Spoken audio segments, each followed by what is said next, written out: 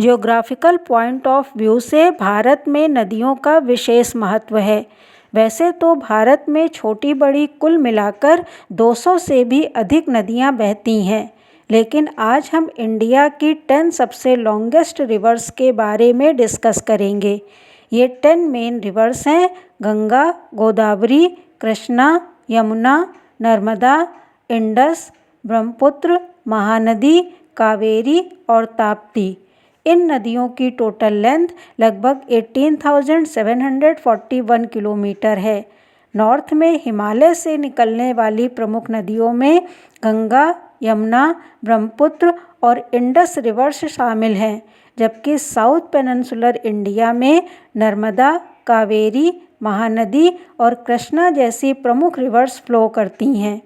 अगर हम इंडिया की सबसे लॉन्गेस्ट रिवर की बात करें तो गंगा नदी भारत की सबसे लंबी नदी है, जो उत्तराखंड में गंगोत्री ग्लेशियर से उत्पन्न होकर वेस्ट बंगाल सहित कई राज्यों जैसे उत्तराखंड, उत्तर प्रदेश, बिहार और झारखंड से होकर बंगाल की खाड़ी में गिरती है।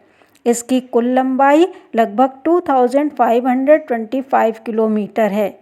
वैसे तो इंडस रिवर की कुल लंबाई लगभग 3180 किलोमीटर है, जबकि ब्रह्मपुत्र रिवर की कुल लंबाई 2900 किलोमीटर है, लेकिन भारत में इंडस रिवर सिर्फ 1114 किलोमीटर और ब्रह्मपुत्र रिवर केवल 918 किलोमीटर ही बहती है। इसलिए इन दोनों रिवर्स को ही भारत की लॉन्गेस्ट रिवर कंसीडर नहीं किया जाता है।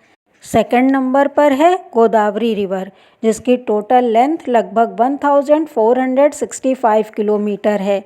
ये रिवर महाराष्ट्र के पश्चिमी घाट से उत्पन्न होकर महाराष्ट्र, कर्नाटक और आंध्र प्रदेश राज्यों से बहती हुई बंगाल की खाड़ी में गिरती है।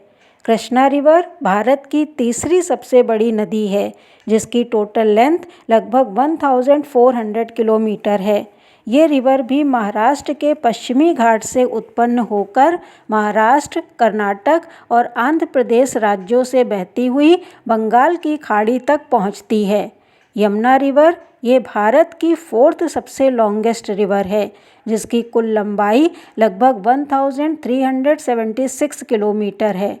ये रिवर उत्तराखंड के यमुनोत्री ग्लेशियर से उत्पन्न होकर हिमाचल प्रदेश, हरियाणा, दिल्ली और उत्तर प्रदेश राज्यों से होकर प्रयागराज में गंगा नदी में मिलती है। नर्मदा नदी भारत की 5th सबसे लॉन्गेस्ट रिवर है, जो मध्य प्रदेश के अमरकंटक पठार से उत्पन्न होकर पश्चिम की ओर मध्य प्रदेश, महाराष्ट्र और गुजरात राज्यों में बहती हुई अरेबियन सी में गिरती है।